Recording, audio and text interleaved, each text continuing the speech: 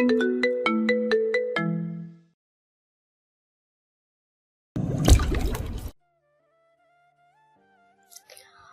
স্বাভাবিক চাহিদাগুলোর বিপরীতে কি পেয়েছি জানিস তোরা? ফাঁকা বিছানা, ঠান্ডা ঘর, স্বামীহীন সংসার।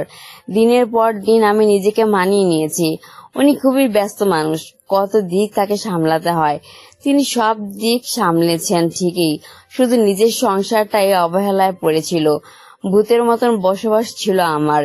এই ভূতের জীবনে অমাবস্যার মতন কদাচিৎ দেখা দিত আমার স্বামী। বোঝাতে আসতো সে বেঁচে আছে, আমার হাজারটা ফোনের বিপরীতে উত্তর আসতো আমি বিজি আছি। পরে তো সেটুকু উত্তর আসাও বন্ধ হয়ে গেল। প্রেগনেন্সি একটা মেয়ের জীবনের কত বিশাল টার্নিং পয়েন্ট, অথচ এই সময়েই আমার স্বামী, আমার সব থেকে বিশ্বস্ত ভাজন মানুষটা, আমার সবচেয়ে বড় ধোকাটা দিল। আমার কি দোষ ছিল তোরা বলতে পারিস? নির্বাকতা আরোয়া পৌঁছাতে পৌঁছাতে মিসিরের পাশাপাশি গিয়ে দাঁড়িয়েছে। আরোয়া পেছাতে পেছাতে মিসিরের পাশাপাশি গিয়ে দাঁড়িয়েছে। সে সহ্য করতে পারছে না এমন দুর্বিষহ বহিঃপ্রকাশ। সাবিন নিশ্চল, জায়দান পাথরে নির্বিকার। জেসমিনের চোখ ছলছল করছে। তিনি শাড়ির আঁচল তুলে চোখ জোড়া মুছে নিয়ে বললেন, সবকিছু আমারই দোষ। আমারই উচিত হয়নি সংসারের মতন একটা বিশাল স্বপ্ন দেখা। আমারই উচিত হয়নি একটা সন্তান জন্ম দেয়া।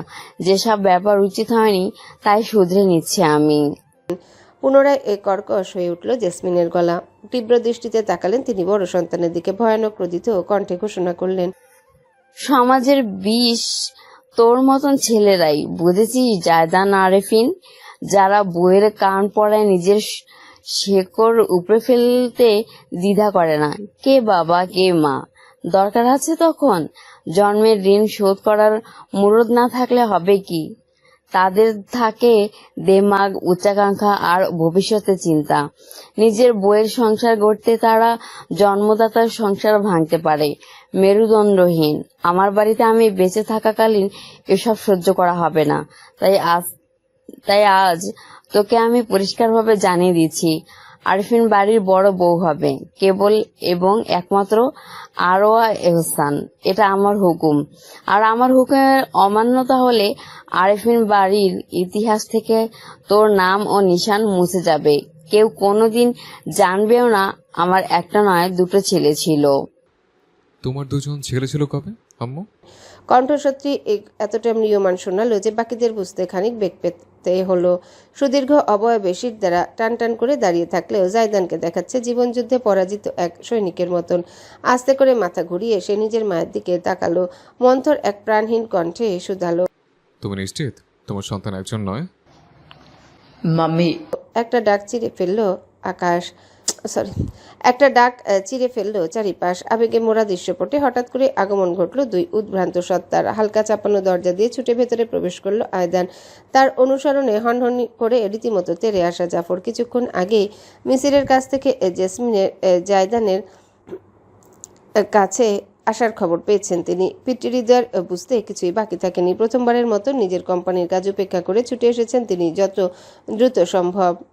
তাকে একা আসতে দেয়নি কনিষ্ঠ পুত্র। ভেতরে ঢুকে হিমশীতল পরিস্থিতি খেয়াল করে থমকে গেল আয়দান। ডাগর ডাগর বাদামি চোখ মেলে সে প্রথম দেখল জননীকে। পরবর্তীতে প্রশ্নবোধক চোখে তাকালো চারিদিকে। একটা ঢোক গিলে অবুজের মতন এগোলো জেসমিনের দিকে। কাঁধে হাত জড়িয়ে নরম গলায় বলল, তুমি এখানে কেন এসেছো মাম্মি? সুখ্যাতম এক তীর্যক হাসির প্রস্ফুটন ঘটল জায়দানের ঠোঁট জুড়ে, যেন তার তোলা সকল প্রশ্নের উত্তর ওই একটি দৃশ্য মাঝেই ফুটে উঠেছে। জেসমিন, আমি তোমাকে কতবার বারণ করেছি রাগের মাথায় কোনো কিছুই না করতে। তোমার শরীর ভালো নেই, তারপরও তুমি বাধ্য কেন হয়েছো? যা করেছো অনেক করেছো, এবার বাড়িতে চলো। এগুলেন জাফর। নিজের স্ত্রীর বাহু ধরে তাকে সরিয়ে নিতে চাইলেন, তবে একচুল নড়লেন না জেসমিন। এমনকি অতি সাদের ছোট ছেলের দিকেও একটাবার তাকালো না। তার জলজলে প্রসারিত দৃষ্টি নিষিদ্ধ বড় ছেলের অবয়বে, যে অত্যন্ত শান্ত ভঙ্গিতে দাঁড়িয়ে আছে। কিছু মানুষ মনে করে তার জন্ম দেওয়া সন্তান তার নিজস্ব প্রপার্টি, তাকে যখন ইচ্ছে যেভাবে ইচ্ছে সেভাবে ব্যবহার করা যাবে। এটা সন্তানের উপর বাবা মায়ের জন্ম দেওয়ার ঋণ। জায়দান বলতে শুরু করলো অত্যন্ত ধীর পায়ে। একটু একটু করে সে এগিয়ে এলো সামনে। সন্তানকে যখন ইচ্ছে দুটো থাপ্পড় লাগিয়ে দেওয়া যায়, যখন ইচ্ছে তাকে মানসিকভাবে টর্চার করা যায়, যখন ইচ্ছে তাকে যা করার থেকে অধম মনে করা যায়, যখন ইচ্ছে তার জীবনে এসে সবকিছু তছনছ করে দিয়ে কিছু হয়নি এমন ভঙ্গিতে হেঁটে চলে যাওয়া যায়। কারণ সে সন্তান, জন্ম দেওয়া সন্তান, সন্তান নামের বাপের সম্পত্তি। অন্তিম বাক্যে এতটা জোর পড়ল যে বুক কেঁপে উঠল সকলে। নির্বাকতার চূড়ান্ত সীমা আজ পেরিয়ে গেছে। জায়দান জেসমিনের কয়েক হাত দূরে এসে থামলো। ভাঙা চশমার ভেতর থেকে নিগুড় দৃষ্টিতে দেখল নিজের জন্মদাত্রীকে। একটা সুখী সংসারের স্বপ্ন তো আমিও বলেছিলাম আম্মু। সাজানো গোছানো একটা সংসার, বাবা মা ভাই স্ত্রী সকলকে নিয়ে একটা পরিপূর্ণ পরিবার। আমিও কি তা পেয়েছি? তোমার প্রাপ্তির খাতায় না হয় শূন্য আছে, আমার প্রাপ্তির খাতার পৃষ্ঠাগুলো যে ছিঁড়ে গিয়েছে। বুকের ভেতরটা ঝরঝর করে ভেঙে আসার মতন দমবন্ধকর এক অনুভূতি হলো সকলেরই, অথচ কেউ বুঝলো না অপর মানুষগুলো একই অনুভব করলো কিনা। জায়দান চুলে আঙ্গুল চালিয়ে এলোমেলো করে ফেললো নিজের সকল পরিপাটি মনোভাব। 32টা বছর আমি একটা মিথ্যা স্বপ্নকে আঁকড়ে ধরে বেঁচে থেকেছি। আমার ধ্যান জ্ঞান রন্ধ্রে রন্ধ্রে শুধু তুমি ছিল আম্মু। আমি তোমার একজন সন্তান হতে চেয়েছিলাম। আমি তোমার কাছে জায়দান নয়, আয়দান হতে চেয়েছিলাম। তোমার মনে আছে আম্মু, তুমি একদিন আমাকে বলেছিলে যতদিন আমি চুপ থাকবো ততদিন নাকি তুমি আমায় ভালোবাসবে। আমি 32টা বছর চুপ থাকলাম। মিছিলের পাশে দাঁড়ানো আরোয়া কথাগুলো আর সহ্য করতে পারল না। সে এসেছিল তবে জায়দানের অধিকার আদায় নয়, বরং ভিন্ন একটা কারণে। অথচ নিজেকে প্রকাশ করবে কি? পারিবারিক ঝামেলার মাঝে এত বড় এক উদ্ঘাটন তাকে অভ্যন্তর থেকে সম্পূর্ণ নাড়িয়ে দিয়েছে। বুঝে ওঠার আগেই অশ্রুপাত ঘটেছে তার। অজান্তে মিছিলের হাত চেপে ধরে ফেলল সে। মিছির তাকে সরিয়ে দিল না, বরং দাঁড়ালো এক ঢাল স্বরূপ। চোখের মাঝে ছেলেটার দারুণ শোকের ছায়া। বন্ধুর কষ্টে জর্জরিত মিছির নিজের হৃদয়েও। জায়দান আজ থেমে নেই। এক দু শব্দে বাক্য শেষ করা পটু তুখোর বুদ্ধিমান প্রফেসর বুঝি হার মেনেছে। বুকের ভেতর চেপে রাখা পর্বত প্রমাণ কষ্টের সামনে সে নিবিড় কণ্ঠে বলে যাচ্ছে, কই, তুমি তো আমাকে ভালোবাসলে না? ছোটবেলা থেকে আমি একটু অন্যরকম। আমি জানতাম আমি আর 5 জন ছেলেমেয়ের মতন না। আমার হাসতে খেলতে অনুভূতি বুঝতে সময় লাগতো। সমবয়সীদের ভিড়ে নিজেকে বুড়ো মনে হতো, কারণ আমি একটু বেশি বুঝতে পারতাম। টিচার 1 বললে 10 বুঝে যাওয়া এই আমিটাকে কেউ সহ্য করতে পারতো না, কারণ আমার জন্য তাদের পড়ালেখার চাপ বেড়ে যেত। শুধু একটা মিসির ছিল আমার সঙ্গে। কিভাবে আমার সঙ্গে জড়েছে সেটাই ছেলেটাই জানে। আমি সূত্র দিয়ে আজও মেলাতে পারিনি। ভাবতাম বুঝি আমার এই অপারগতায় আমাকে আমার আম্মুর ভালোবাসা থেকে দূরে সরিয়ে রেখেছে। আমি হাসতে পারি না, অনুভূতি বুঝি না। এই কারণে আম্মু আমাকে ভালোবাসে না। তোমার ভালোবাসার জন্য আমি কি না করেছি আম্মু। হায়দানের অ্যাক্সিডেন্টকে সবাই দোষী ভাবলো আমি বলে, সেটা শুধু তোমার বুকের ভিতর নেভে নেভে আগুনকে জ্বালিয়ে দিয়েছে। তুমি এর আরও আগে থেকে আমায় দেখতে পারতে না কেন আম্মু? বিশ্বাস করো, আমি জগতের কোনো অনুভূতি না বুঝলেও শুধু তোমাকে ভালোবাসার অনুভূতি বুঝতাম। সেটা তো জন্মগত। তুমি তো আমার মা, জন্মদাত্রী। আমার শরীরে যতটা না আব্বুর রক্ত, ঠিক ততটাই তোমার রক্ত। তাই যতটা না দোষ তোমার, ঠিক ততটাই আব্বুরও। সে নিবিড় কণ্ঠে বলে যাচ্ছে। পরিস্থিতির পরিবর্তন ঘটল একেবারে অতর্কিতে। জায়দানের প্রশান্ত চেহারা হঠাৎ করেই বদলে গেল। তাতে ভর করল সুতীব্র আক্রোশ। কেউ কিছু বুঝতে পারার আগেই একপাশের ডাইনিং এর টেবিলটা প্রচণ্ড জোরে ঠেলে মেঝেতে ফেলে দিল সে। ঝনঝন করে আছড়ে পড়ল সবকিছু, ভেঙে টুকরো টুকরো হয়ে ছড়িয়ে গেল চারিপাশে। লাফিয়ে উঠল প্রত্যেকে, ছিটকে সরে গেল দূরে।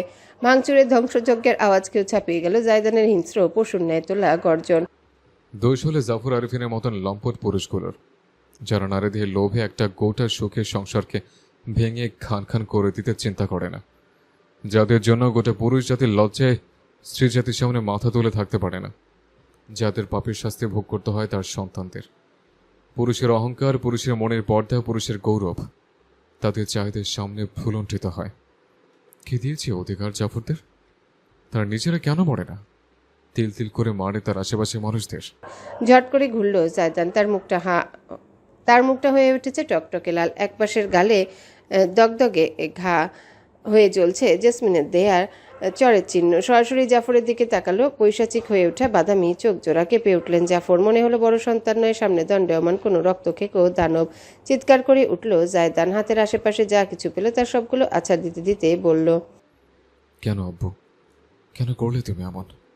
তুমি জানো না পিতামাতার প্রভাব সন্তানের উপর এসে পড়ে, সেটা সওয়াব হোক, গুনাহ হোক, কিংবা হোক পাপ। তোমার পাপের শাস্তি আমি কেন ভোগ করছি? তুমি তো দিব্যি ভালো আছো, তোমার সব আছে, পরিবার, প্রিয়জন। আমার কি রইল? আমি কি পেলাম? আমার জীবন থেকে মা নামক আদরটাকে কেড়ে নিতে তোমার বুকে বাঁধল না? আমি আসলে তোমার সন্তান নাকি আম্মুর বলা পাপের বীজ? চুপ করো জায়দান, আল্লাহর দোহাই লাগে। জাফর কেঁদে ফেললেন। তার সমস্ত শরীর এমনভাবে কাঁপছে যে তিনি দাঁড়িয়ে থাকতে পারছেন না। ঝট করে ফিরে তাকালো সে জেসমিনের দিকে, যাকে এই মুহূর্তে নিজের বুকে আগলে রাখার চেষ্টা করছে আয়দান। অথচ জননীর দৃষ্টি একবারের জন্য সরছে না বড় সন্তানের উপর থেকে। আম্মু, আমি তোমাকে কি করেছি আম্মু? শুধু আমি আব্বুর সন্তান, এটা আমার অপরাধ? আমি আব্বুর মতন দেখতে, এটা আমার দোষ? আমাকে তো আল্লাহ সৃষ্টি করেছেন আম্মু, যেমন করেছেন আয়তানকে। অথচ তুমি ওকে দেখলে আমায় দেখলে না। সংসার পাওনি তুমি আব্বুর জন্য, সেই ঝাঁজ তুমি আমার উপর মেটালে বছরের পর বছর ধরে। মানসিক সমস্যা? হ্যাঁ, মানসিক সমস্যা তোমার ছিল। কিসের সমস্যা জানো? আমার মধ্য দিয়ে তুমি আব্বুকে কষ্ট দিতে চাইতে। তুমি তাকে সরাসরি আঘাত করতে না পেরে আমার মধ্য দিয়ে করতে। তুমি বলো, দুজনে নিজ নিজ জীবনের না পাওয়ার ঝাঁজ মিটিয়েছে আমার উপর দিয়ে, কারণ আমি ছিলাম তোমাদের অবলা সন্তান, তোমাদের জন্ম দেওয়ার ঋণী ঋণী। আমায় জন্ম দিয়ে তোমরা নিজেদের হতাশা নিবারণের পুতুল লাভ করেছিলে। তীব্র আক্রোশে সজোরে লাথি হাঁকিয়ে বসার ঘরে সোফা উল্টে ফেলে জায়দান চিৎকার দিয়ে উঠল। I'm a human, not your fucking punching bag. ভয় এবং আতঙ্কে কুঁকড়ে গেল এক একজন। এগোনোর সাহস করলো শুধুমাত্র একজন, সেই বেয়াদব সাবিন। ছুটে গিয়ে স্বামীর বুকে ঝাঁপিয়ে পড়ল সে। শক্তভাবে তাকে আঁকড়ে ধরে বুঝি শান্ত করতে চাইল। এক অশান্ত হয়ে ওঠা সমুদ্রকে অতি কষ্টে কান্না নিবারণ করে সে উচ্চারণ করলো, শান্ত হও তুমি। তোমার প্রাপ্তির খাতা শূন্য নয়, তাতে আছি আমি। I am here my love, I am here. জমে গেল আয়দান। তখনও হাঁপাচ্ছে সে। ক্রোধের কারণে শিরা উপশিরা জেগে উঠেছে ঘাড়ের উপর, কপালের পাশ জুড়ে। লম্বা দুখানা হাত দুপাশে কাঁপল থরথর করে। চোখ বুজে নিল সে, যেন মাত্র ফিরে এসেছে ঝড়ের চূড়ান্ত পর্যায় থেকে। সাবিনকে পাল্টা জড়িয়ে ধরতে পারল না সে, শুধু নুয়ে এসে মাথাটা রাখলো অর্ধাঙ্গিনীর কাঁধের উপর। টানল গভীর প্রশ্বাস। অতঃপর যখন সে চোখ খুলল, তখন এই বাদামি দৃষ্টি জুড়ে টলটলে পানি। প্রথমবারের মতন সদা নির্লিপ্ত পর্বতের মাঝে অশ্রু ঝর্ণার দেখা পেল সকলে। অবিশ্বাস্য বিস্ময়, অভূতপূর্ব কোনো শব্দ এই দৃশ্যটিকে ব্যাখ্যা করতে যথেষ্ট নয়। সাবিনের কাঁধে মাথা রেখে অশ্রুসজল চোখে অসহায় দৃষ্টিতে জেসমিনের দিকে তাকালো জায়দান। যখন তার চোখ পেরিয়ে গালবে অশ্রুবিন্দু গড়াতে আরম্ভ করলো, তখন সে অস্ফুট স্বরে বলল, আমি তোমার জন্য আমার আত্মার অংশটাকে উৎসর্গ করে দিয়েছিলাম। আমি সত্যিই তোমাকে খুব ভালোবেসেছিলাম আম্মু, অপ্রয়োজনীয়ভাবে বেশি। কান্না মানুষের বেদনা প্রকাশের অনুভূতি। কান্নাকে কেউ ভাবে দুর্বলতা, কেউ ভাবে কষ্ট বের করে দেওয়ার শক্তিশালী উপায়, আবার কেউ বা ভাবে লজ্জাজনক। জীবনে কখনোই কাঁদেনি এমন মানুষ পৃথিবীতে বিরল। তার চেয়েও বিরল জায়দানের মতো মানুষেরা, যাদের অনুভূতির হিসাব মিলিয়ে উঠতে লেগে যাবে বছরের পর বছর। জন্মের পর পর না কাঁদায় ডাক্তারের কত কসরত করে জায়দানের হৃদযন্ত্র সচল করতে কাঁদাতে হয়েছিল, তা সে নিজে না জানলেও জানেন জেসমিন। স্মৃতিগুলো মলিন হলেও পুরোপুরি মুছে যায়নি অন্তর থেকে। জন্মের পর আজ যেন প্রথমবার নিজের বড় ছেলেকে কাঁদতে দেখেছেন তিনি। দেখছে সবাই, চোখের সামনে স্বয়ং মৃত্যুদূত এসে দাঁড়ালেও যে বান্দার অভিব্যক্তি নির্লিপ্ত থাকার কথা, তেমন একটা অনুভূতিহীন মানুষের চোখ বেয়ে অবাধে অশ্রু গড়ানোর বিষয়টা নতুন বৈজ্ঞানিক আবিষ্কারের মতোই আশ্চর্যজনক। অথচ আজ বাদ মানল না জায়দান। রোবট তুল্য শরীর কিভাবে এতদিন বুকের ভেতরে এতটা আবেগ লুকিয়ে রেখেছিল তা বুঝতে সে নিজেও অপারগ। সাবিনকে নিজের কাছ থেকে আস্তে করে সরিয়ে দাঁড় করালো জায়দান। বাদামি চোখ বেয়ে অশ্রু ঝরতে ঝাপসা দেখছে সে। ভাঙা চশমাখানি চোখ থেকে খুলেনি, হাতের উল্টো পিঠে চোখ চাপলো অশ্রু বন্ধ করতে। অথচ কোনো বাধায় আজ কাজ করলো না। অর্ধাঙ্গিনী তার হতবাক হয়ে চেয়ে আছে আপন ছলছল দৃষ্টিতে। জায়দানের অশ্রুপাত সংক্রমিত করেছে সাবিনকে। তুমি যখন আয়দানের জন্য সোয়েটার বুনতে, আমার ইচ্ছে হতো একটা আবদার করতে। যখন ওর জন্য আচার বানাতে, আমার ইচ্ছে হতো একটুখানি চেখে দেখতে। ইচ্ছে হতো বাইরে থেকে ভেতরে এসে তোমার সঙ্গে একবেলা খাবার খেতে। ইচ্ছে হতো তোমার কোলে মাথা রেখে নিজের সারাদিনের ক্লান্তি ভুলতে। আম্মু, আমার চাওয়াটা কি খুব ভারী যে তুমি বইতে চাওনি কোনোদিন? জায়দানের কণ্ঠস্বর ভেঙে গিয়েছে সম্পূর্ণ। কান্নামাখা কাপা কাপা গভীর কণ্ঠের আর্তনাদ কাউকে শান্ত থাকতে দিল না। কখন যে কার অশ্রু বয়ে নেমে বুক ভিজিয়েছে কেউই টের পেল না। জায়দান নিজের কান্না থামাতে চাইলেও যেন কেন পারছে না। কখনো আবেগ না দেখানোর কারণে আবেগ বুঝি সবটাই উপচে বেরোচ্ছে, কে জানে আর কোনোদিনও বেরোতে পারবে কিনা। স্কুলে কলেজে সবার বাবা মা তাদের পাশে থাকতো। প্রত্যেকটা পাবলিক পরীক্ষা, প্রত্যেকটা রেজাল্টের দিন, প্রত্যেকটা ফার্স্ট ইন এভরিথিং হওয়ার দিন আমি আশাহত হয়ে তোমায় খুঁজতাম আম্মু। আমি জানতাম তুমি আসবে না, কোনোদিন এসে বলবে না Zaidan I am proud of you, কোনো দিন না।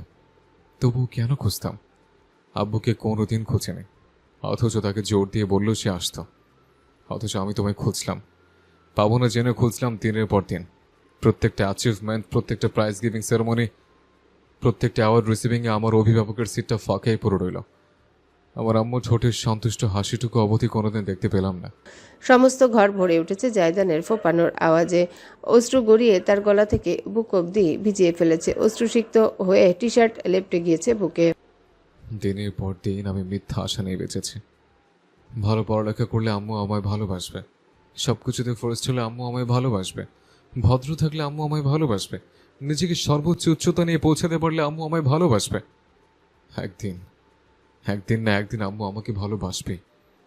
আমাকে জন্ম দিয়েছে যে বছরের পর বছর বাঁচার জন্য নয়, আমি তোমার জন্য বেঁচেছি আম্মু, শুধু তোমার জন্য।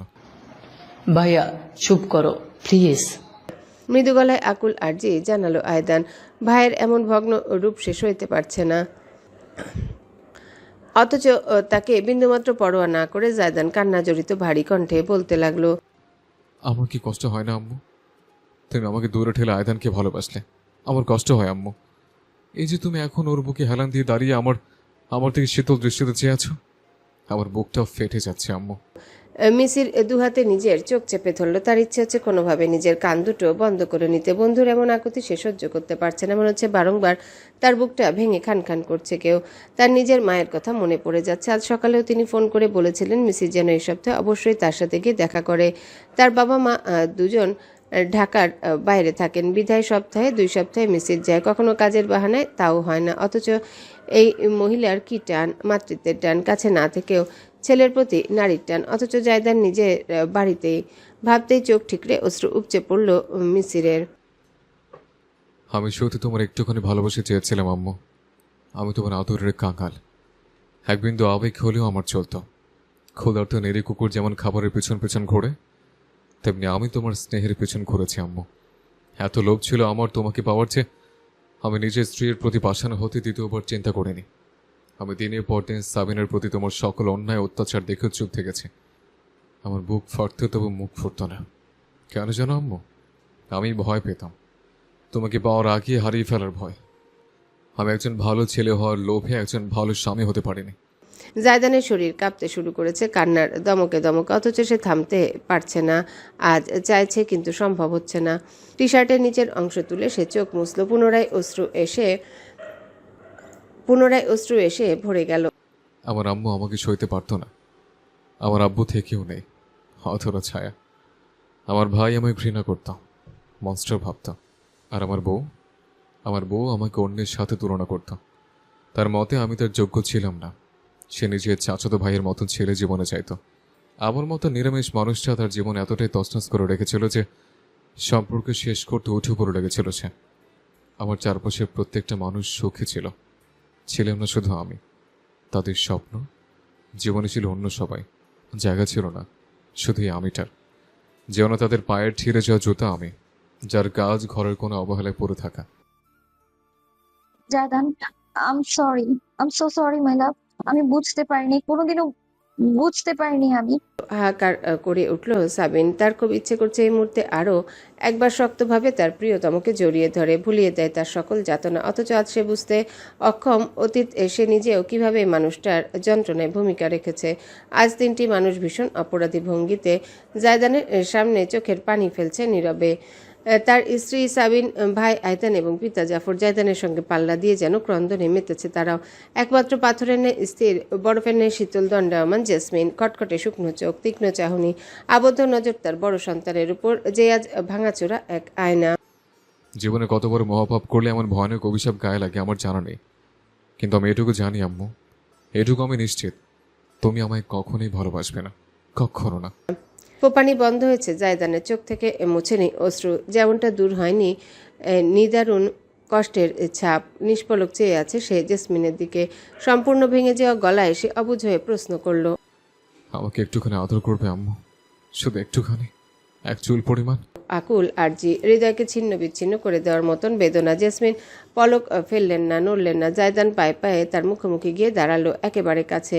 নিজের একটা হাত তুললো, ভীষণ কাঁপল তা, যেন ছুঁয়ে দিতে চাইল জননীকে, অথচ স্পর্শ করার সাহস তার হলো না।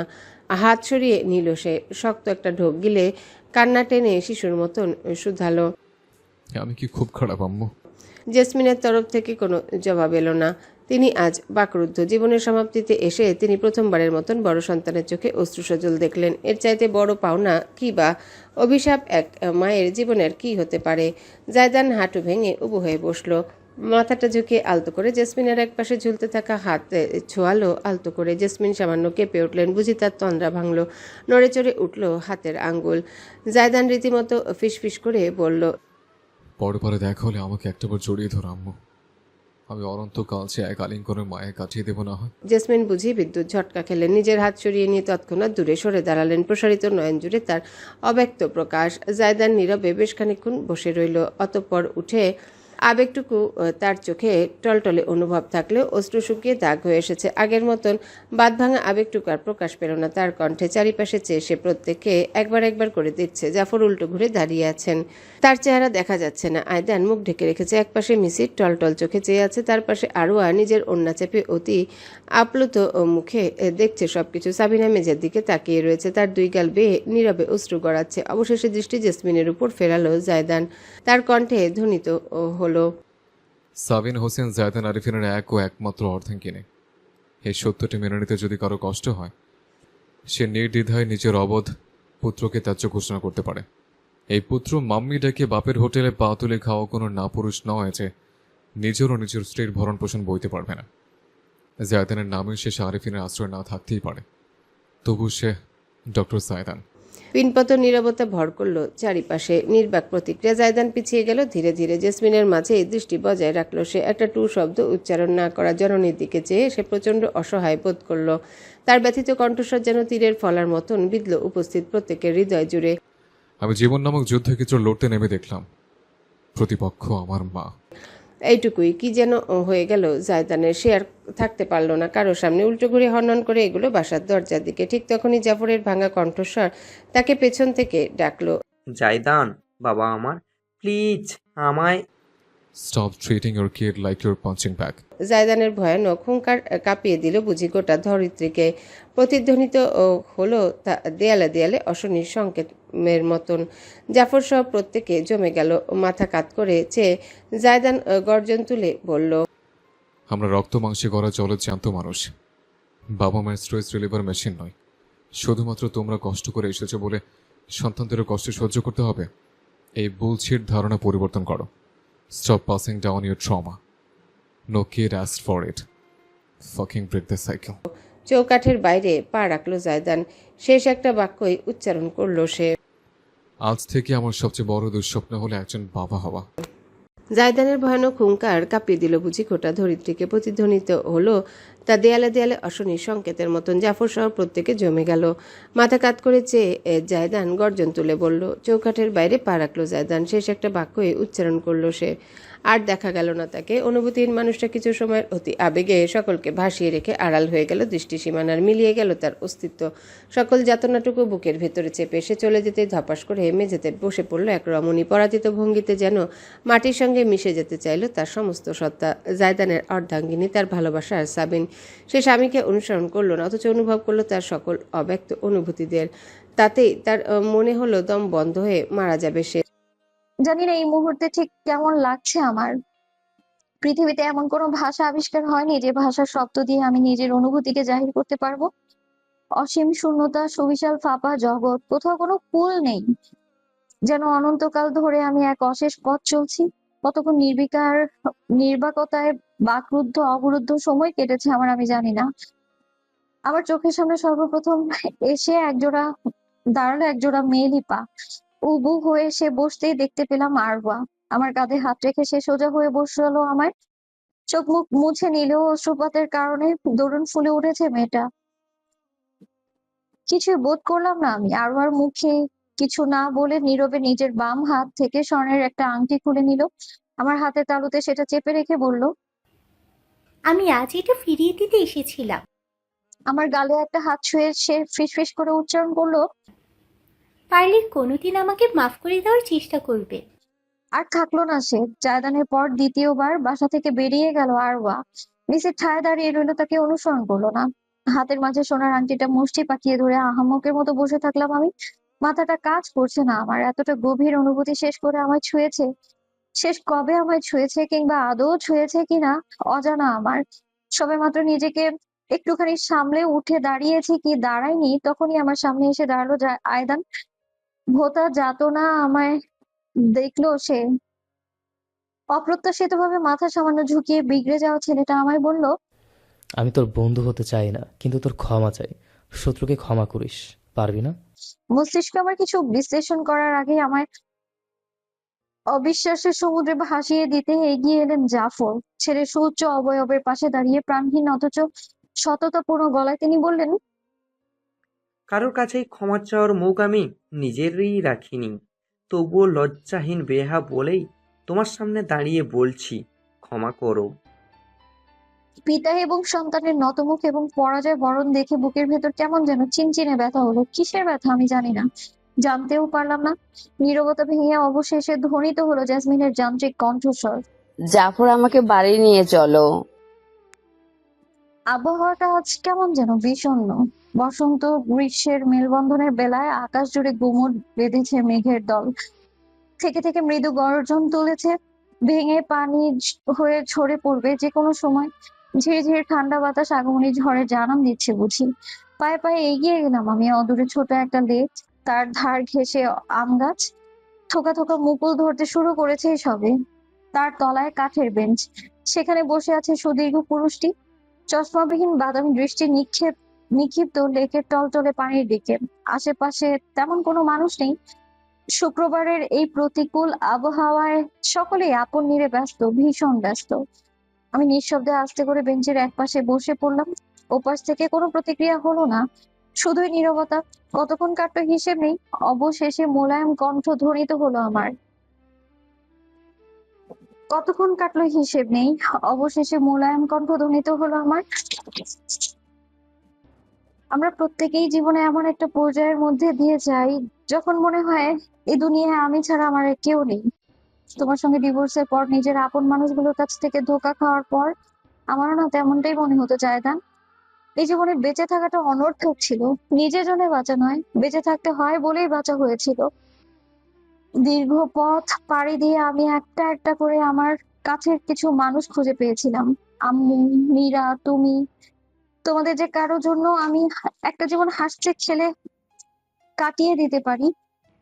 আমি ভাবতাম এদিক দিয়ে তোমার আর আমার ভীষণ মিল। আমরা দুজনেই একাকিত্বের রোষানলে জর্জরিত দুটো সত্তা। অথচ আজ আমি বুঝলাম তোমার যাতনার গভীরতাটাকে পৃথিবীর সব থেকে গভীর সমুদ্রের গভীরতাও হয়তো কোনোদিনও ছাড়িয়ে যেতে পারবে না। আমি তো সব হারিয়ে নিঃস্ব হয়েছিলাম, কিন্তু তুমি তো সবকিছুর মাঝেও নিঃস্ব ছিলে। কোনো কথা বলো না জায়দান। তার দৃষ্টি তখনও লেকের দিকে। আপাত দৃষ্টিতে মনে হবে তার আমার প্রতি কোনো মনোযোগ নেই, অথচ আমি জানি সে আমার প্রত্যেকটা কথা কত আগ্রহ নিয়ে শুনছে। আমি তার নিকট সরে বসলাম। হাঁটুর উপর রাখা পুরুষালী হাতের উপর নিজের হাতটা রাখলাম। যার কিছু নেই তার আফসোস হয় না, যার সবকিছু থেকেও কিছু নেই তার যন্ত্রণার তুলনা হয় না। আমি সাবিন হোসেন নামের ঘাটতারা মেয়েটাও তোমার যন্ত্রণার কম ভূমিকা রাখিনি। অতীতে আমি যা যা করেছি তার জন্য আমার কাছে কোনো ব্যাখ্যা নেই, থাকলেও দিতাম না আমি, কারণ আমি জানি আমি অপরাধ করেছিলাম। এক হাতে তালি না বাজলেও তালি বাজাতে উৎসাহ আমিই দিয়েছিলাম। তোমার কখনো না বলা কষ্টগুলোকে বাড়িয়ে দেওয়ার জন্য যদি পারো আমায় ক্ষমা করো প্রিয়। জায়দানের মুখটা পাথরের মতো শক্ত। কে বলবে কিছুক্ষণ আগে এই পুরুষটি রীতিমতো বাচ্চাদের মতো কাঁদছিল। আমি একটা ঢোক গিললাম, তার হাতটা নিজের মুঠোয় তুলে আঙুলের ভাঁজে ভাঁজে ঠোঁট ছুঁয়ে দিলাম। আমি তোমার অতীত মুছতে পারবো না, আর না পারবো কোনোদিন তোমার যন্ত্রণা লাঘব করতে। যে সময়টুকু তুমি হারিয়েছো সেই সময় উদ্ধার করা সম্ভব নয়। তবে এইটুকু জেনে রাখো, এই যে তোমার হাতটা ধরেছি, তুমি সরিয়ে না দেওয়া অব্দি আমি কিন্তু আর ছাড়বো না তোমায়। আমি জানি তুমি নিজেকে প্রকাশ করতে পারো না, অনুভূতি বুঝতে পারো না কিংবা বোঝাতে পারো না। আমি এটাও জানি আজ তোমার মুখ ফুটে যা বেরিয়েছে তা তোমার সত্যিকার অনুভবের কিছু অংশ মাত্র। বাকি সবটাই তোমার বুকের ভেতর রয়ে গিয়েছে, যেটা তুমি কখনো বাইরে আসতে দেবে না। আর এটাই তোমার স্বকীয়তা। জায়ান প্রথমবার লেক থেকে চোখ ফিরিয়ে আমার দিকে তাকালো, চেয়ে রইল নিঃশব্দে। আমি অপর হাতটা তুলে তার গাল স্পর্শ করলাম, আদর মাখা আওয়াজে বললাম, এটুকু শুনে রাখো, তুমি যেমন আমার তোমাকে তেমনি ভালো লাগে। এই রোবটিক জায়ানকে আমার 3 কবুল। তোমার ভালো, তোমার মন্দ, তোমার দোষ, তোমার গুণ, তোমার স্বভাব, তোমার বৈশিষ্ট্য সবটা মিলিয়েই একটা গোটা তুমি তৈরি হয়েছো। আর আমি এই ইমপারফেক্ট তুমিটার মায়ায় আষ্টে পৃষ্ঠে জড়িয়ে গিয়েছি। আর তুমি আমার মতো একটা রকচটা বেয়াদব, বেহায়া, উচ্ছৃঙ্খল অথচ কেয়ারিং মেয়েটার মায়ায় পড়ে গিয়েছো। আমরা দুজন দুজনের গুণকে বরণ করেছি, ত্রুটিকে আগলে নিয়েছি। সুন্দর না ব্যাপারটা? আমার পিঠে জায়দানের শক্তিশালী হাতের ছোঁয়া ঠেকলো। পরক্ষণেই এক ঝটকায় কাছে টেনে নিয়ে আমার ফিনফিনে শরীরটা নিজের বুকের সঙ্গে মিশিয়ে ফেললো সে। অত্যন্ত আবেগ নিয়ে স্বামীকে পাল্টা জড়িয়ে ধরলাম আমি। তার পিঠ জুড়ে আমার হাতের স্নেহ খেলে চললো, যেন সান্ত্বনা দিল এক পথহারা ক্লান্ত পথিককে। আমার ঘাড়ে মুখ ডুবিয়ে পড়ে রইলো সে। নীরবতায় অনুভব করলাম আমরা একে অপরকে বেশ অনেকটা সময়। অতঃপর আমার খোলা চুলে নিজের লম্বাটে আঙুল বুলিয়ে নিয়ে জায়দান নরম গলায় বলল, I sorry my wife. Sorry? কিসের জন্য? একটা দীর্ঘশ্বাস ফেলে জায়দান উত্তর করলো, তুমি আমাকে অতীতে কিভাবে কষ্ট দিয়েছ সেটা বলে তোমাকে কষ্ট দেওয়ার জন্য সরি। বুকের ভেতরটা আবেগে ভরে উঠলো আমার। মৃদু হেসে আলিঙ্গন ভেঙে দুহাতের আজলায় জায়দানের মুখখানি তুলে নিলাম আমি।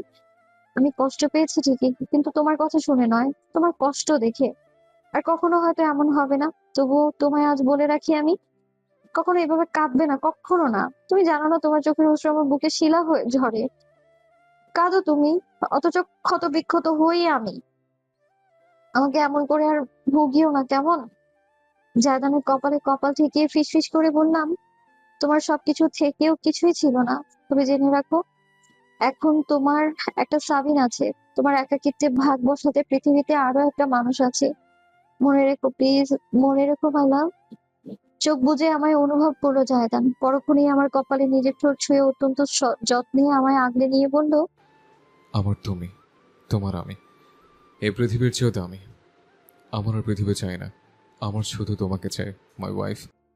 আবহাওয়া যতটা খারাপ হলো বাতাস তত শীতল হলো। সেই শীতল বাতাসে আমাদের একে অপরের উষ্ণতার আলিঙ্গন হলো আরো গাঢ়।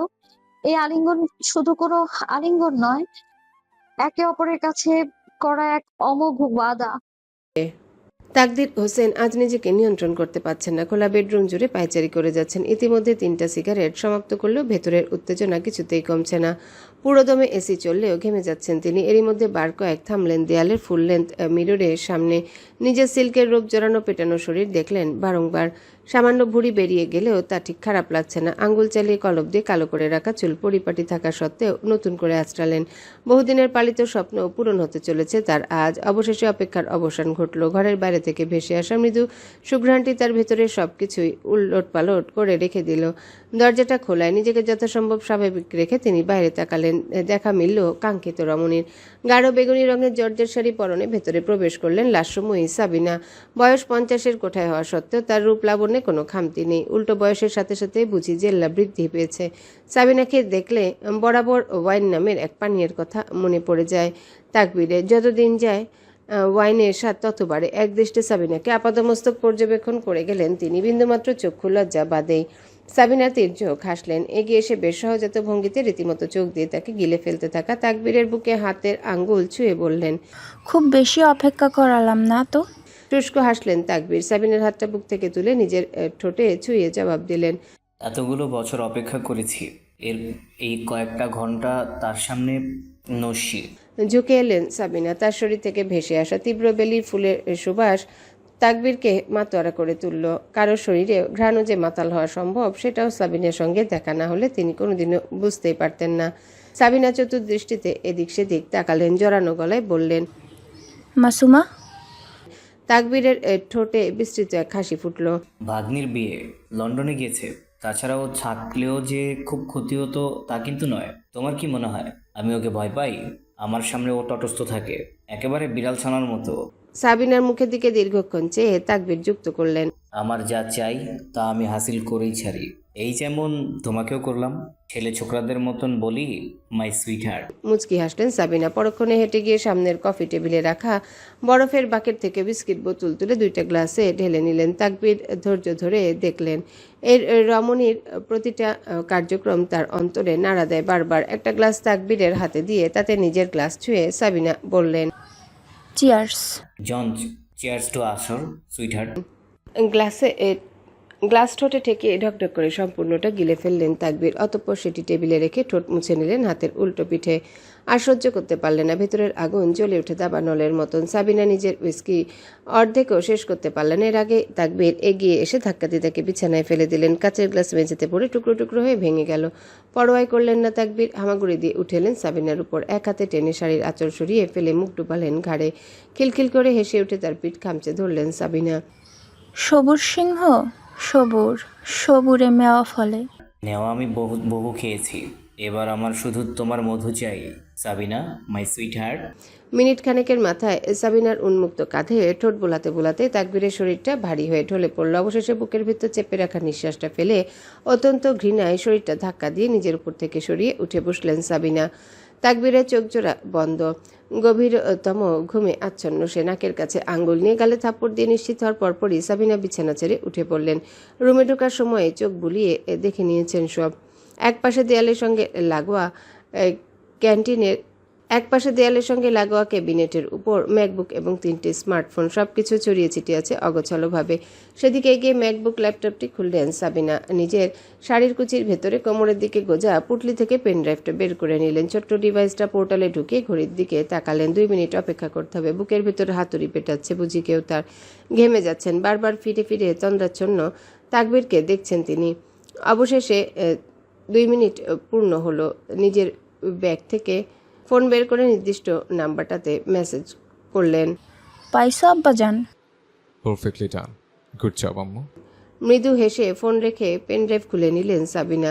ল্যাপটপ পুনরায় যেমন ছিল তেমন রেখে তিনি চলে এলেন বিছানায়। ইচ্ছাকৃতভাবে নিজের শাড়ির আঁচল খুলে ব্লাউজের ভাঁজ এলোমেলো করে তিনি শুয়ে পড়লেন তাকবীরের ধার ঘেঁষে।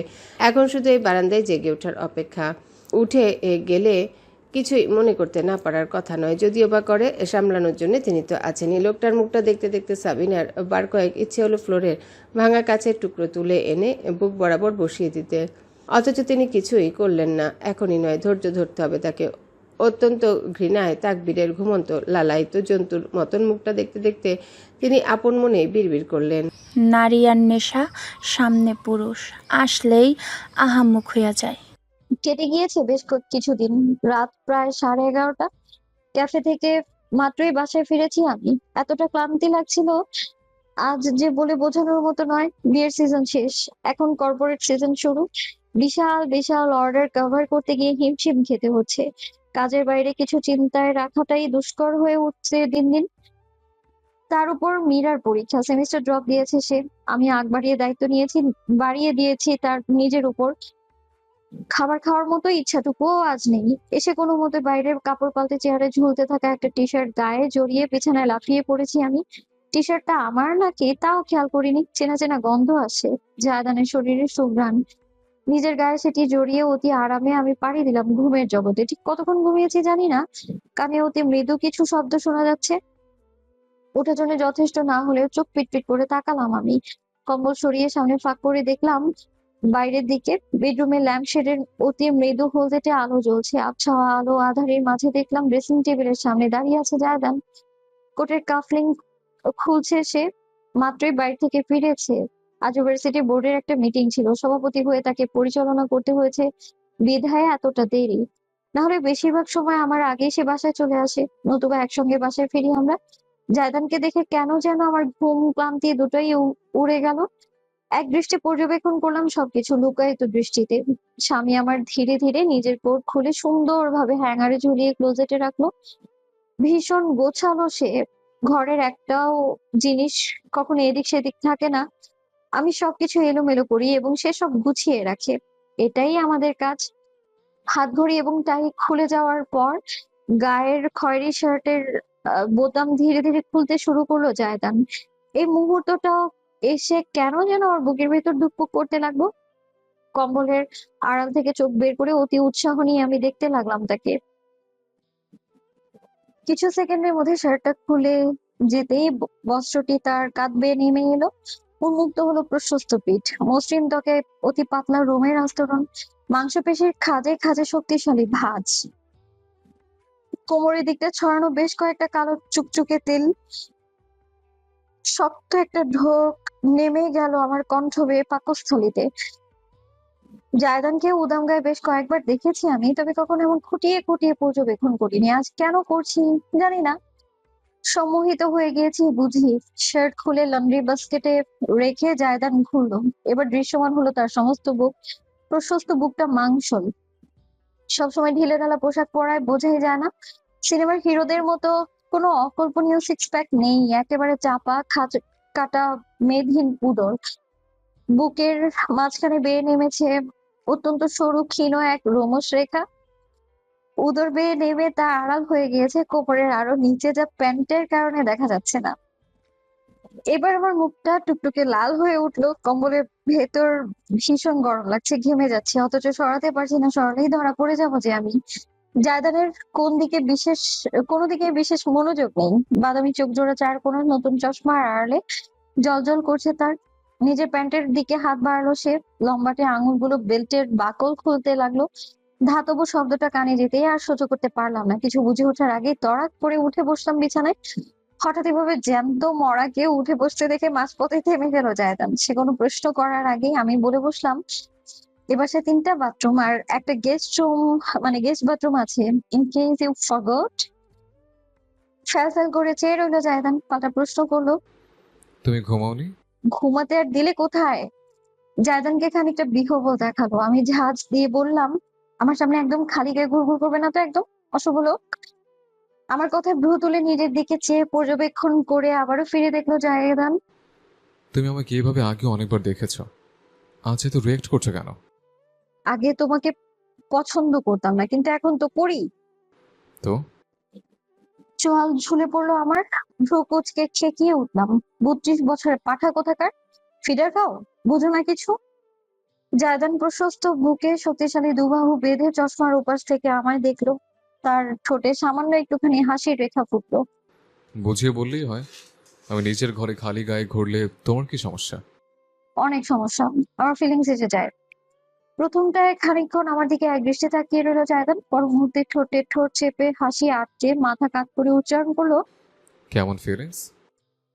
তোমার উপর হায়নার মতো ঝাঁপিয়ে পড়া ফিলিংস। রাগে গজগজ করে উঠলাম। জায়দান মাথা ঝাঁকিয়ে বাঁকা হেসে বলল, মাই ওয়াইফ, দুবার ঠকেছে, তৃতীয়বার আমাকে ঠকাচ্ছ না তুমি? Got it?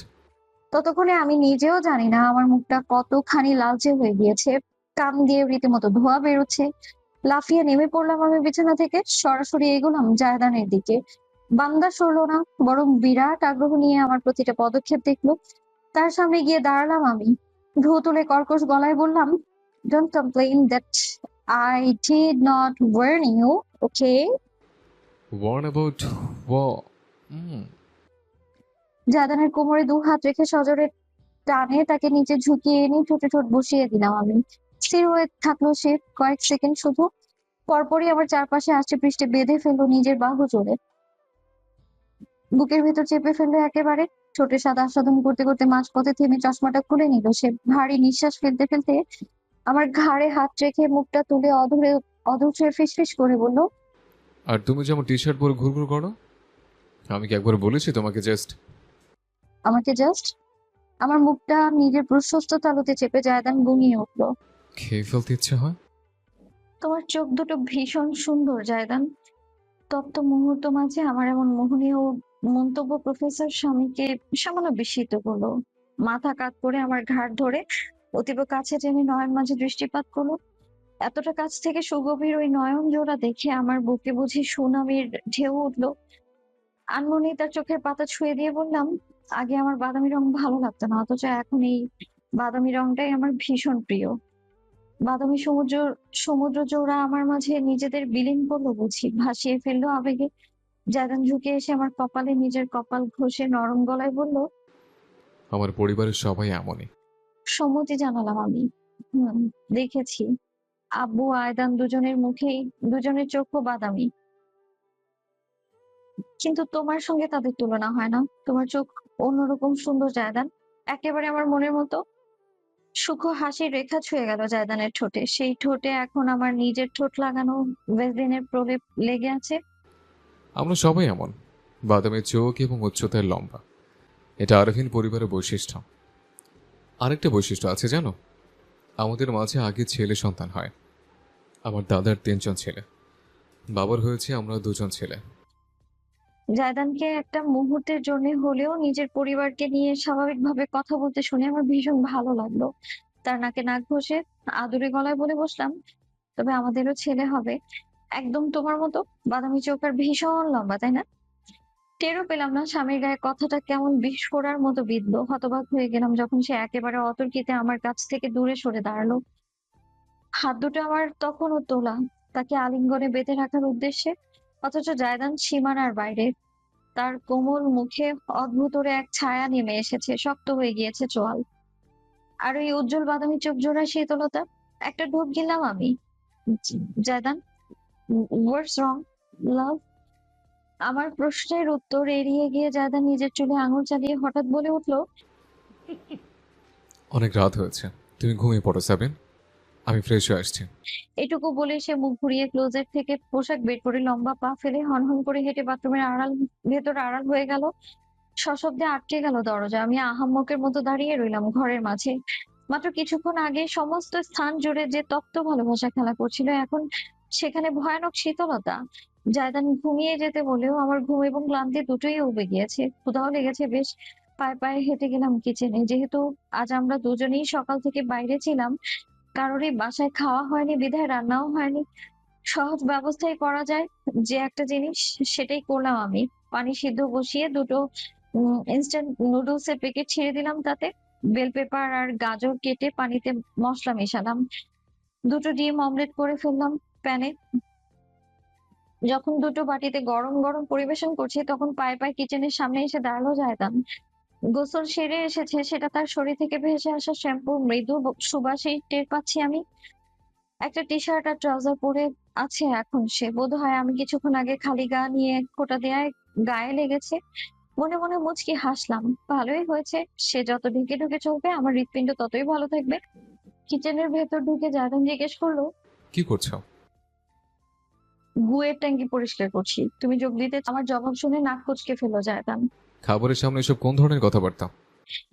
দেখতে যখন পাচ্ছ তখন জিজ্ঞেস করছো কেন? নতুন চশমা এখনো অভ্যস্ত হতে পারেনি প্রফেসর। একটা দীর্ঘশ্বাস ফেলে হাল ছাড়ার ভঙ্গিতে জায়দান বলে উঠলো। ওকে, আম ডান। খিলখিল করে হেসে স্বাভাবিক গলায় শুধালাম, রাতে কি খেয়েছিলে? স্যান্ডউইচ। দুর্দান্ত ডিনার। নাও এবার আমার সাথে খেতে বসে পড়ো দেখি, লক্ষ্মী ছেলের মতো। হুম, গ্যাস্ট্রিক সমস্যা করবে। যতক্ষণ না খেয়ে থাকবে ততক্ষণ তো করবেই। জায়দানকে এক প্রকার জোর করেই টেবিলে বসিয়ে দিয়ে আমি হেঁটে ভেতরে চলে এলাম। খাবার দাবার সংরক্ষণ স্টোর প্লেস, মেডিসিনের জন্য আলগা একটা জায়গা আছে। সেখানে গিয়ে ক্যাবিনেট খুলে গ্যাস্ট্রিকের ঔষধ খুঁজতে লাগলাম। জায়দানকে এখান থেকেই মেডিসিন নিতে দেখেছি আমি এর আগে একবার দুবার। এখানেই থাকবে হয়তো। উচ্চতায় ছোট হওয়ায় হাতড়াতে গিয়ে ধাক্কা লেগে যায়। সাজিয়ে রাখা সারি সারি কিছু ঔষধের বোতল ধপাস করে মেঝেতে পড়ে গেল। সবকিছুর ভেতর থেকে গ্যাস্ট্রিকের ওষুধের পাতা খুঁজে উঠিয়ে রেখে আবার ক্যাবিনেট আটকে দিয়ে কিচেনে এলাম আমি। জায়দানকে ওষুধ দিতে সে নিঃশব্দে ওষুধ খেয়ে নিল। আমি জিজ্ঞেস করলাম, ক্যাবিনেটে এত ওষুধ কিসের? জায়দান এক মুহূর্তের জন্য থামলো। তার নির্বিকার দৃষ্টি দেখে মনে হলো বুঝি আমায় সে কিছু বলবে না। অথচ কয়েক সেকেন্ড বাদে শান্ত গলায় উত্তর করলো। প্রেশার আর ঘুমের ওষুধ। চোখ ছানা বড়া হয়ে গেল আমার। জায়দান অদূরে টিম টিম করে জ্বলতে থাকা ডিজাইনার বাল্বের দিকে চেয়ে নিরেট স্বরে বলল, মাঝে মধ্যে প্যানিক অ্যাটাক হয়ে প্রেশার পড়ে যায়, তখন নার্ভ ঠান্ডা করতে দরকার হয়। Panic attack, pressure. প্রত্যেকটা শব্দ আমার বুকে এসে বিঁধলো বুলেটের মতো। জায়দানের এমন কোনো সমস্যা ছিল? তার সঙ্গে এতগুলো দিন সংসার করে সবকিছু পেরিয়ে আজ এতটা ভালোবেসেও আমি কোনোদিনও আন্দাজ করতে পারিনি। তার পরিবারের মানুষগুলো নিশ্চয়ই কখনোই পারেনি। তারা জানেও না তাদেরই নাকের ডগায় একই ছাদে নিজে থাকা সত্ত্বেও এই লোকটা একাকী কতখানি ভুগেছে। একাকিত্বের বহু পর্যায়ে আমি দেখেছি এবং অনুভব করেছি। তবে একজন মানুষ ঠিক কতটা একাকী হলে তার গুরুতর কোনো ঘটনা সম্বন্ধেও অন্য মানুষ জানতে পারে না, সেটা জায়দানকে না দেখলে আমি কোনোদিনও বুঝতাম না। জায়দানের কথা শোনা মাত্রই ভারী একটা চাপ জেঁকে বসলো আমার বুকে। সমস্ত খাবার আমরা দুজন পাশাপাশি বসে একেবারে নীরবে শেষ করলাম। সেও কিছু বলল না, আমিও আগ বাড়িয়ে কিছু জিজ্ঞেস করলাম না। খাবার শেষে দুজন মিলেই সবকিছু গুছিয়ে নিলাম। জায়দান বাটি চামচ ধুয়ে রাখলো, আমি টেবিল মুছে নিলাম। একসাথে বেডরুমে এলাম। জায়দান বিছানায় বসে শোয়ার তোড়জোড় করলেও আমি অন্তরের খচখচ অনুভূতিকে আর উপেক্ষা করতে পারলাম না। এগিয়ে গিয়ে জায়দানের পাশে বসলাম। মাই লাভ। হুম। বালিশ ঠিক করতে করতে জবাব দিল জায়দান। আমি ঘুরে বসে তার একটা হাত ধরে ফেলে বললাম, একটা আবদার করে রাখবে? কি আবদার? আমাকে তোমার সম্পর্কে বলবে? আমার সম্পর্কে কি বলবো তোমায়? আমায় চেনো না তুমি? চিনি, তবে দিনকে দিন মনে হচ্ছে তুমি আমার চেনা হয়েও বড্ড অচেনা। আমি তোমাকে এতটা ভালোবাসি অথচ সত্যিকার তুমিটাকে আমি চিনিই না। মনে হয় যেন আমি প্রতিনিয়ত একটু একটু করে নতুন ভাবে তোমায় আবিষ্কার করছি। আমাকে তোমার সেই দিকটা দেখাবে যে দিকটায় কেউ কোনোদিনও ঠাঁই পায়নি। জাদান কাজ থামিয়ে আমার দিকে তাকালো, তার নির্বিকার মুখে মায়া ফুটলো। এ মায়া শুধুই আমার। কাছে সরে বসে সে গভীর দৃষ্টিতে আমার মুখটা দেখলো, অতঃপর বলল, যদি বলি সেদিকটা শুধুমাত্র আমার জন্য উন্মুক্ত, তবে রাগ করবে কি? ঠোঁটে ঠোঁট চেপে ফেললাম। আমি বুঝলাম না কেমন প্রতিক্রিয়া করা উচিত। জাদান একটা হাত বাড়িয়ে যত্ন নিয়ে আমার গাল ছুঁয়ে দিল। আমার অদেখা দিকে যা আছে তা আমি জগতের দ্বিতীয় প্রাণীকে কখনো দেখাতে পারবো না, মাই ওয়াইফ। কি এমন আছে তাতে? আমার জননী, আমার স্ত্রী আর আমার পরিবার, তাদের সুখের স্মৃতি নয়, প্রত্যেকের দেয়া এমন দগদগে ঘা যে ঘায়ের দাগ আমি অন্য কাউকে দেখি আমার আপন মানুষগুলোর সম্মানহানি ঘটাতে পারবো না, আমার অন্তরে বাঁধবে। অন্তরটা একসাথে কুকড়ে এলো, আবার উষ্ণ হয়ে উঠলো। গালের উপর রাখা হাতটা চেপে ধরে নিজের ঠোঁট ছুঁয়ে ফিসফিস করে বললাম, এত অব্যক্ত বুকে চেপে বাঁচো কি করে তুমি? একটুখানি হাসলো জায়দান, অতীব দুর্লভ হাসি। ঝুঁকে এসে আমার একটা হাত নিজের বুকে চেপে জানালো, আমি বাঁচি তোমায় নিয়ে, তুমি হয়তো জানো না। তোমার অস্তিত্ব আমার কষ্টের চুম্বক। আমার সবটুকু কষ্ট তুমি শুষে নিয়ে কোথায় যে পাঠিয়ে দাও, কষ্ট আমি আর খুঁজেই পাই না। নিজেকে আটকানো গেল না। সামনে বসে থাকা সূর্য স্বামী নামক লোকটাকে আমার এতটা আদরে লাগলো যে নিজেকে আটকাতে পারলাম না। তার গলা জড়িয়ে ধারে কাছে টেনে ঠোঁটের মাঝে ঠোঁট ডুবিয়ে দিলাম আমি। ভালোবাসা বিনিময়ের মাঝে আর কোনো তপ্ততা নেই, এ শুধুই নিখাদ অনুভূতি। জায়দান আমায় কাছে টেনে নিজের কোলে বসিয়ে নিল, দুবাহু জড়িয়ে ফেললো আমার চারপাশে, নিজের সঙ্গে মিশিয়ে নিল আমার অস্তিত্ব। একে অপরের মায়ায় পড়ে গিয়েছি আমরা। মায়া কাটানো দুঃসাধ্য কার? আমার অবাধ্য হাত জোড়া জায়দানের কাঁধ পেরিয়ে কোমরে পৌঁছালো, পরনের টি শার্টের ভেতর ঢুকে গেল, সমান্তরাল উদরে আঙুল ছেলে চললো, ছুঁয়ে দিল শক্তিশালী মাংসপেশি শীতল ত্বক। ঠান্ডার উপর আমার উষ্ণ হাতের ছোঁয়ায় কেঁপে উঠলো জায়দান। অজান্তেই আমার নিজের ঠোঁট কামড়ে ধরে ফিসফিস করলো সে। My wife, please. আমার হাত আরো উপরে উঠলো, একেবারে জায়দানের বুকের কাছে। পাঁজরের পাশ ছুঁয়ে অবেশিত গলায় বললাম, প্লিজ হোয়াট লাভ? জায়দানের নিঃশ্বাস প্রশ্বাস ভারী হয়ে উঠেছে, চশমার লেন্স তপ্ত অনুভবে ঘোলাটে হয়ে গিয়েছে। বাদামি চোখ জোড়া কেমন উদ্ভ্রান্ত দেখাচ্ছে। তাতে নির্লিপ্ততা নেই, আছে তীব্র আকর্ষণ। আমার আঙুল তার বুক পেরিয়ে উদরে নেমে এলো। আর সইতে পারলো না বুঝি জায়দান। তার দুটো হাতই আমায় ছেড়ে বিছানার চাদর আঁকড়ে ধরলো। শক্ত মুঠি সাদা হয়ে গেল তীব্র জোরের কারণে। আমি চাই না তুমি তোমার ইচ্ছার বিরুদ্ধে কিছু করো। ভারী নিঃশ্বাসের মাঝে থেমে থেমে উচ্চারণ করলো জায়দান। আমার হাত নিজেদের দুষ্টুমিতে জারি রেখে যখন আরো নিচে নামতে চাইলো তখনই কেঁপে উঠে আমার হাত আঁকড়ে ধরে ফেললো সে। কর্কশ হয়ে আসা গম্ভীর গলায়, গুরু গম্ভীর গলায় বলল, আমি বহুবার নিজেকে আটকাইছি, তবে বারবার পারবো না। দিন শেষে আমি একজন পুরুষ, তাই বলছি, প্লিজ। থামলাম আমি। ঝুঁকে এসে জায়দানের কানের লতিতে শুষ্ক এক চুমু এঁকে ফিসফিস করলাম, বারবার ফিরিয়েছি বলে যে এবারেও ফিরিয়ে দেবো নিশ্চিত হলে কি করে? আমিও তো একজন নারী, তোমার বিবাহিত স্ত্রী।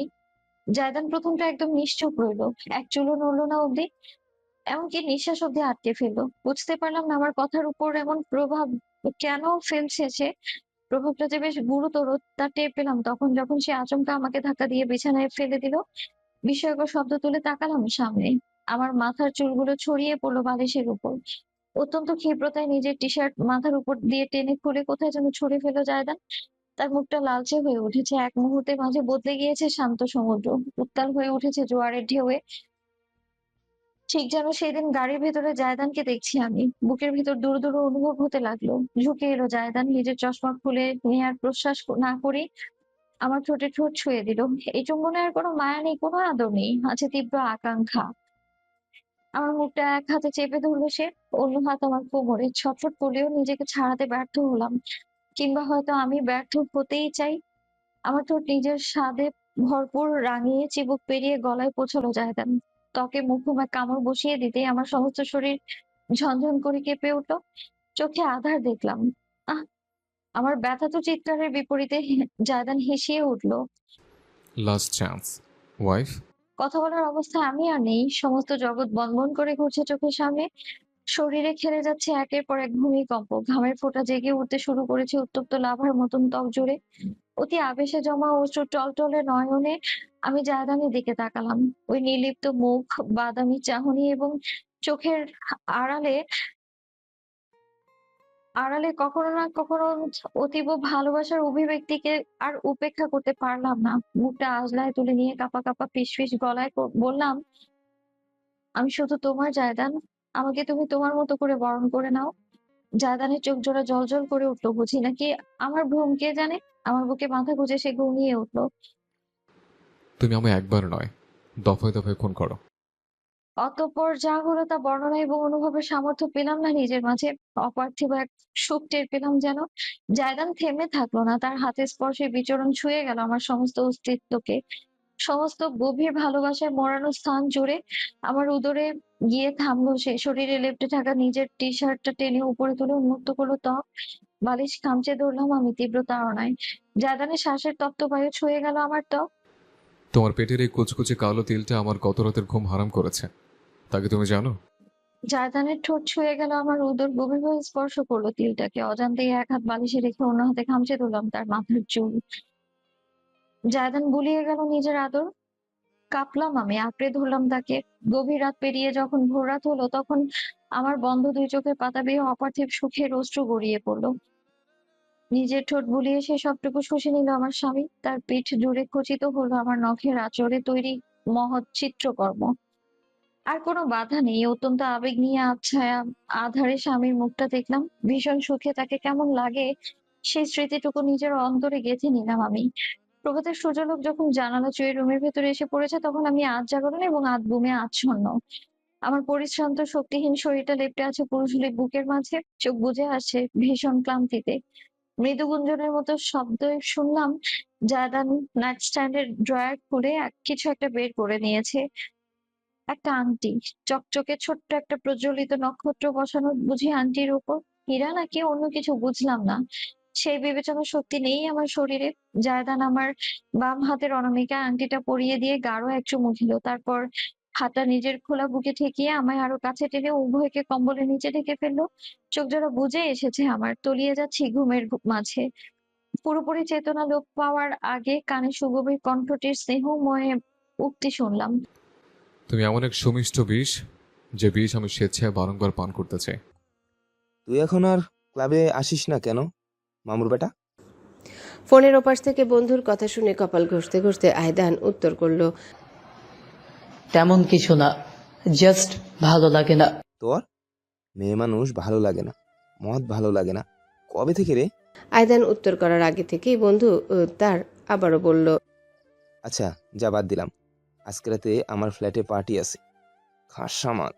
ওই যে মোনালিসাদের গ্রুপ আসবে, একেবারে ইম্পর্টেন্ট মালও রেডি, চলে আসিস। আমি আসবো না। শক্ত গলায় জবাব দিল আয়দান। তাতে ওপাশে কিছুক্ষণ নীরবতা ভর করলো, অতঃপর ভেসে এলো, রিউমার আসলে সত্য, তুই হুজুর হয়ে গিয়েছিস। ফোনটা শক্তভাবে চেপে আয়দান কঠোর কণ্ঠে বলল, হুজুর হয়ে গিয়েছিস? কথাটার মানে কি? কেউ ধর্ম চর্চা করতে গেলেই তোরা এমন ট্যাগ দিস কেন? আরে চিল চিল দোস্ত, কথার কথা বললাম। আমাদের লিডার তো তুই ছিলি, এখন লিডারহীন অসহায় হয়ে গেলাম না আমরা? একটা নিঃশ্বাস ফেলে আয়দান ব্যক্ত করলো, দেখ, মানুষের জীবন সবসময় একভাবে চলে না। যদি আমাকে লিডার হিসেবে মেনেই থাকিস, তবে অনুরোধ থাকবে, যদি পারিস ওখান থেকে ফিরে আসিস। জানতাম জ্ঞানের শরবত আমাদের উপরেও ডালতে শুরু করবি, তাই ফোন দিতে চাইনি। নেহাত মিস করছিলাম। শোন, ওসব জঙ্গিদের পথ ছেড়ে আয়, বুঝেছিস? নাহলে পস্তাবি। এবার না পারতে হেসে ফেলল আয়দান। বন্ধু তার হতবাক হয়ে শুনল ওই হাসির আওয়াজ। ঝাঁকিয়ে ফোনটা কানে আরো শক্তভাবে চেপে হাসতে হাসতে আয়দান বলল, জাস্ট বিকজ আমি মেয়ে ছেড়েছি, মদ ছেড়েছি আর নামাজ ধরেছি, তাই আমি জঙ্গি হয়ে গেলাম? Wow, what a logic man. নীরবতা। আয়দান নিজের কথার পিঠে যুক্ত করলো, স্টেরিও টাইপ থেকে বেরিয়ে আয় দোস্ত। জঙ্গি তোর আমাকে তখন বলা দরকার ছিল যখন আমি মেয়েবাজি করতাম, বাপ মায়ের টাকা উড়িয়ে পার্টিতে বিলাতাম। কিন্তু না, তখন আমি ছিলাম কুল ব্যাড বয়। জঙ্গি তারা দোস্ত যাদের ইশারায় নাচছে গোটা বিশ্ব ব্রহ্মাণ্ড। সিং দেখে আর শয়তান চেনা যায় না, শয়তান এখন স্যুট বুট পরে। তুই খুবই দার্শনিক লেভেলের কথা বলছিস। তাই নাকি? হয়তো জীবনের গণ্ডির বাইরে বেরিয়ে ভাবতে শিখেছি তাই। জীবনের বাইরে কি আছে? জীবনের বাইরে কি আছে এই প্রশ্নের উত্তরটা যেদিন ধরতে পারবি সেদিন তুই স্রষ্টার মন জয় করে ফেলবি। রাখি দোস্ত, আল্লাহ হাফিজ। ফোনটা কেটে দিল আয়দান। চেয়ারে হেলান দিয়ে একটা দীর্ঘ নিঃশ্বাস ফেলল। লম্বা ঝাঁকড়া হয়ে আসা চুলে আঙ্গুল চালিয়ে আপন মনে খানিকটা সময় নিয়ে সে ভাবল, এই নগরে খারাপ হওয়া কতটা সহজ এবং ভালো হওয়া কতটা কঠিন। সুদ ঘুষ নেওয়ার সময় সমাজ পাশে দাঁড়িয়ে হাততালি দিবে, অথচ সৃষ্টিকর্তার অনুসরণে গেলে বলবে জঙ্গি, এক্সট্রিমিস্ট। এটাই এখনকার পৃথিবী, এটাই বর্তমান জগতের নিয়ম। স্রোতের বিপরীতে চলতে গিয়ে সবটাই একটু একটু করে আবিষ্কার করছে আয়দান। মাথা ঝাঁকিয়ে সমস্ত চিন্তা ঝেড়ে সে হাতের একটা বইয়ে মনোযোগ দিল। টেবিলে স্তূপ করে রাখা আছে আরও কিছু বিভিন্ন ধর্মাবলম্বী স্কলারদের প্রকাশিত বই। এগুলো অনেক কিছু আয়দান পড়ছে, জানছে, শিখছে, কিন্তু কোনো কিছুই অন্ধের মতন বিশ্বাস করছে না। কিছু কিছু ক্ষেত্রে গিয়ে এসব বিখ্যাত স্কলার বদ্ধমূল কিছু ধারণার বিপক্ষে তার মনে প্রশ্ন তৈরি হচ্ছে। সে ঠিক করেছে কোরআন পড়ার আগে সে আরবি ভাষা শিখবে। পরে তো সকলেই বোঝে কয়জন, অন্যান্যদের তর্জমা সে নিজেই সব কিছু ধারণা করতে ইচ্ছুক। ইদানিং আরও একটা দারুণ চিন্তা মাথায় ঘুরপাক খায়। মাস্টার্স ডিগ্রির জন্য বিদেশে যাওয়ার ইচ্ছা হয় তার। সেখানে গিয়ে নিজের মতন করে অনেক কিছুই করতে পারবে সে। একটা সময় মনে হতো পড়ালেখার দরকার নেই, বাবার কোম্পানিতেই বসবে সে, কিন্তু এখন মনে হয় নিজের জ্ঞানের জগৎটাকে আরও সমৃদ্ধ করা প্রয়োজন। তবে জেসমিনের থেকে এই মুহূর্ত দূরে গেলে সব কিছু একইভাবে সামলানো যাবে, এই ভয়টাই তাকে ঘর বেঁধে রেখেছে। বইটা রেখে আনমনে সে ফোনটা হাতে নিল। আবার ইদানিং ওই ডিভাইসটা খুব বেশি ব্যবহার করা হয় না, আগে ঘন্টার পর ঘন্টা কেটে যেত। সে অন্তরের তাড়নায় গ্যালারিতে ঢুকলো। এখানে একটা মাত্র ছবি আছে তার অতীতে, সেটাই ওপেন করলো। চোখের সামনে ভেসে উঠল ওই অপরূপার মুখখানি। মীরা ক্যাফের বাইরে দূর থেকে তুলেছে সে এটা বেশ কিছুদিন আগে। এখনও আয়দান সপ্তাহে একবার দুবার ক্যাফের আশেপাশে ঘুরে আসে, এটা মীরাও জানে, কিন্তু কোনোদিনও সে আর আয়দানকে কিছু বলেনি। না তো তার উপস্থিতি লক্ষ্য করেছে। মীরার মাঝেও খানিকটা পরিবর্তন এসেছে। মেয়েটা শুরু থেকে মার্জিত ছিল, সালোয়ার কামিজে তাকে দেখা যেত বেশি, একদম বাংলাদেশি রমণী। তবে ইদানিং সে হাল ফ্যাশনের অনুকরণে হিজাব ব্যবহার করা শুরু করেছে। প্রথমে শুধু ওড়না মাথায় দিয়ে রাখত, আজকাল দেখা যায় পিন দিয়ে সুন্দর করে সতর ঢেকে আটকে আসে। সেই হিজাব এবং বড় জামা পরনে একটা ছবি আয়দান তুলেছে। রানী গোলাপি বর্ণে মেয়েটিকে দেখাচ্ছে মিষ্টি এক পরীর মতন। আয়দানের ঠোঁটে অস্ফুটে এক হাসি ফুটে উঠল। বৃদ্ধাঙ্গুলি ছুঁয়ে দিল সে ছবিতে। তোমার ক্ষমার অপেক্ষা আমায় আজীবন বাঁচিয়ে রাখুক মীরা। বিড়বিড় করলো সে। বুকের ভেতর কেমন একটা আবেগের ঢেউ উঠল। চোখ বুজে নিল সে সঙ্গে সঙ্গে। যখন চোখ জোড়া খুলল তখন বাদামি মণি জুড়ে টলটলে পানির রেখা। অশ্রু গড়াতে দিল না আয়দান। মোবাইলটা নিজের বুকে চেপে বেশ অনেকটা সময় বসে রইল। অতঃপর হাতের উল্টো পিঠে চোখ মুছে নিয়ে মীরার একমাত্র ছবিটাও নিজের ফোন থেকে ডিলিট করে দিল। ভাইজান, আপনাকে ম্যাডাম ডাকতেছে। মৃদু কণ্ঠটি আয়দানকে বাস্তবতায় ফিরিয়ে আনলো। মাথা ঝাঁকিয়ে সে ফোন রেখে ফিরে তাকালো। দরজার কাছে দাঁড়িয়ে আছে রোজিনা। ভ্রু তুলে আয়দান বলল, আচ্ছা ঠিক আছে, তুমি যাও, আমি আসছি।